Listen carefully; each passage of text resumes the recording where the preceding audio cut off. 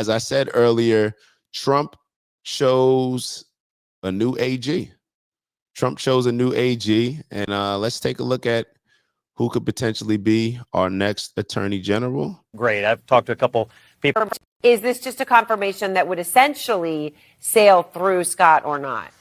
Well, I don't think you could consider anybody, just they're going to sail without any kind of real process. She's going to have to go through a process like everybody else. But I can tell you, this is a massive upgrade. I've talked to a couple people up on the Hill already. There's a sigh of relief that now we have somebody here, two-term AG, strong record on drug enforcement and opioid issues, a total hawk on immigration, politically supportive of Trump, obviously. I don't know a Republican in the country who doesn't love Pam Bondi. So you were starting with Gates, a nominee who was underwater significantly to start and was going to always be hard to get to the surface. With Bondi, I do think you're starting above water. And as long as she performs in her hearings, and look, this is somebody who's been through 2 elections in a really big state. And so a lot of public vetting of her has gone on already. So I think this is a great move by Trump to be pragmatic and tell Gates to get out, and a really good move to go with Bondi. This is not a shaky limb. This is a sturdy branch he's going with for AG here. Is this just a confirmation that would essentially sail through, Scott, or not? Well, I don't think you could. So could potentially be our new AG. And a lot of people, like I said earlier, were upset with Matt Gaetz being nominated or being appointed or nominated, I should say, by Trump. Did Trump make a good move? Did Trump say, we believe that Matt Gaetz would be the best person to push our agenda? However, it seems that there's just too much infighting. It's too controversial, and it's too much of a distraction to even push through with. Matt Gaetz, damn, can I say this? Matt Gaetz went to William and Mary. I didn't know that. But I found out that Matt Gaetz went to the law school at the college that I attended. And once again, I do not know much about Matt Gaetz. I do not know much about him. I know we played a video of him on Friday. He definitely seems like an outspoken individual. So I guess we'll have to wait and see, if this appointment is going to go through, and if Pam Bondi will become our next attorney general. There's a funny video that I was going to show y'all of her responding to Mark Cuban's comment about Trump not allowing any smart or intelligent women or strong women around him.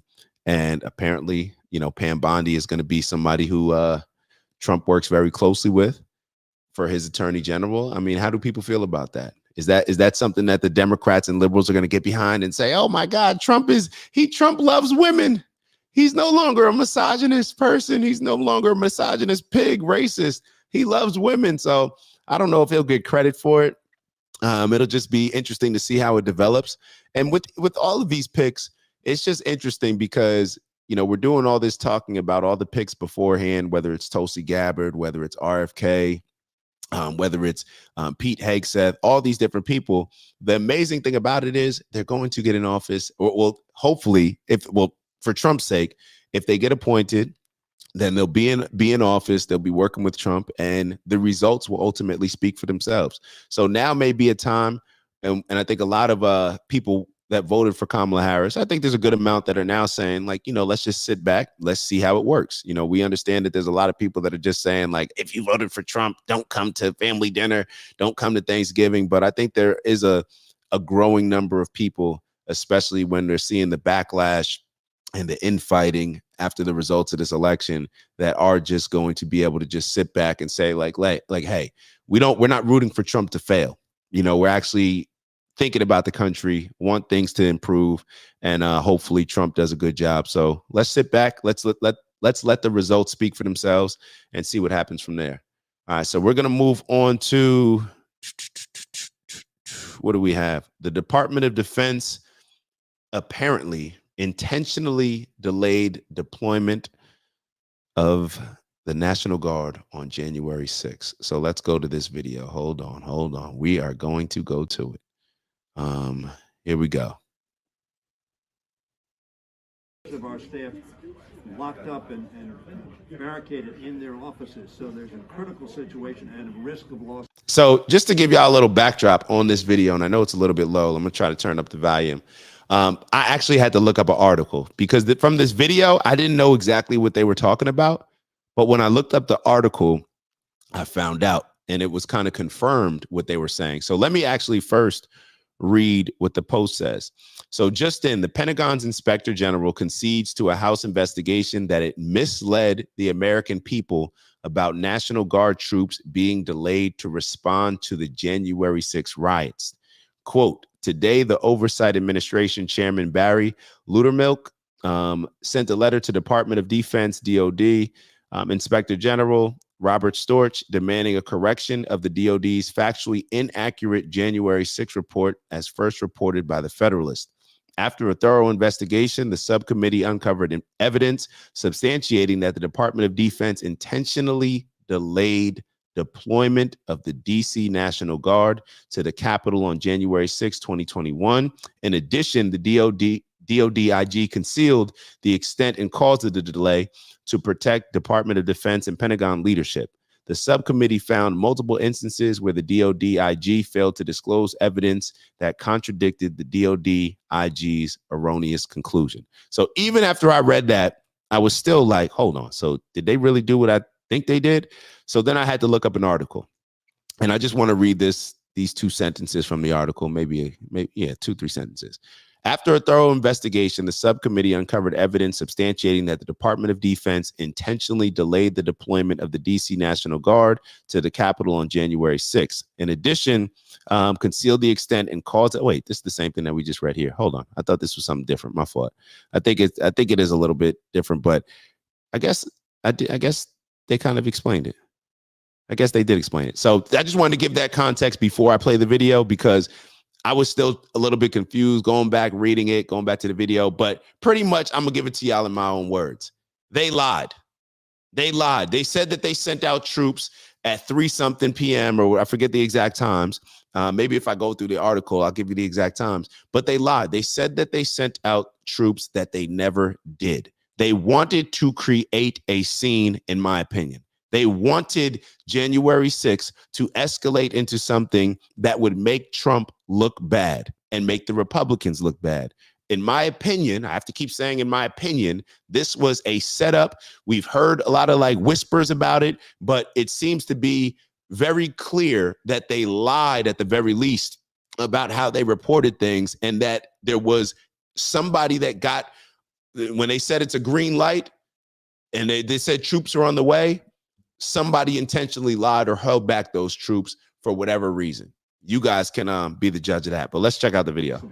We have some senator Situation. 2 members of our staff locked up and barricaded in their offices, so there's a critical situation and a risk of loss of life. We have some senators who are still in their hideaways. They need massive personnel now. Can you get the Maryland National Guard to come too? We can't.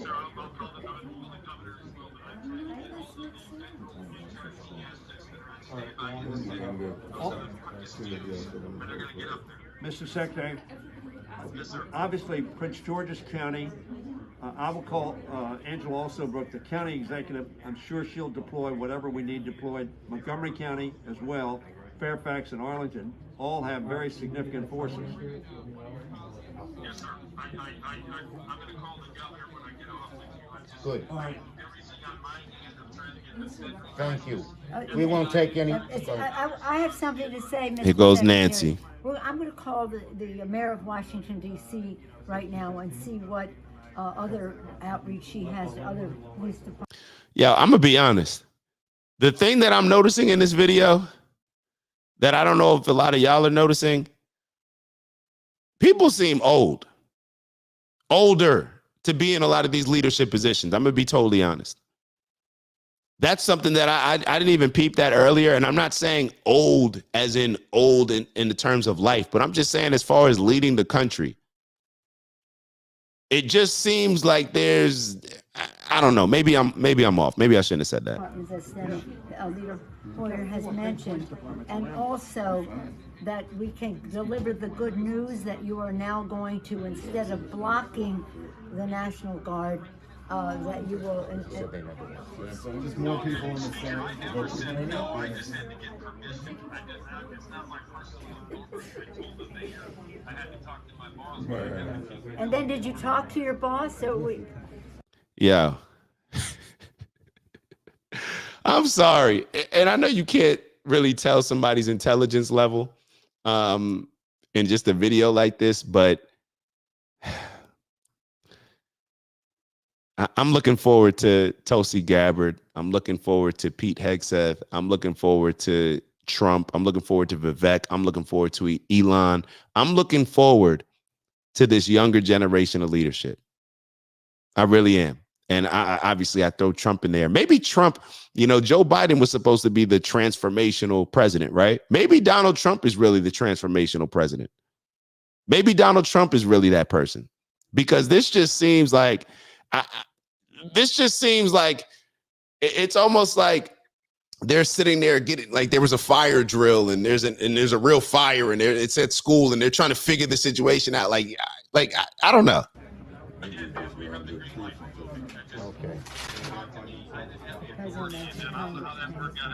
All right, we'll leave this where it is, but I think that that's a significant thing for us to be aware of if you want to do some research on it. But the fact that just think about this, the fact that they intentionally delayed deployment. They intentionally delayed deployment. So for all those people that say that January 6th was so bad, that say that Donald Trump staged an insurrection, that say that this was one of the worst days in the history of our country, if it was truly that, and you feel so strongly about that, how do you feel about this? How do you feel about that the people that are on the side that you voted for were the ones that were delaying the National Guard from actually responding to this? How do we feel about this? So I don't know if this is, and I guess we don't know whether, which side, I guess you could say, some people could say, well, what if it was Trump's people delaying it? What if it was, I don't think that that's as believable, but I don't know. I mean, we're looking at a video with Nancy Pelosi, but that's for everybody to decide on their own, I guess. Do your research, have whatever takeaway that you want. But I'm just saying, be consistent. If you're going to call out Donald Trump for January 6th and it being such a horrendous thing, and that he could have taken over the country, right? It could have been the end of democracy. If that's the case, then maybe if you care so much about that to feel strongly and to make those statements, then I would think that you would be the same type of person that would care enough to actually find out why the military was delayed in responding to something that you thought was so serious. So that would be my question to you. All right, let's move on. Let's move on to HHS missing 400,000 kids. Take a look at this video. It's Dak. Just want to thank you for checking out our video and visiting the OG Network. If you enjoyed the video, please make sure that you give us a like. And if you're looking to join a community of inspired individuals striving for purposeful abundance, subscribe. And if you're feeling real generous, share the video with some friends and family. All right, I'll see y'all soon. Ew.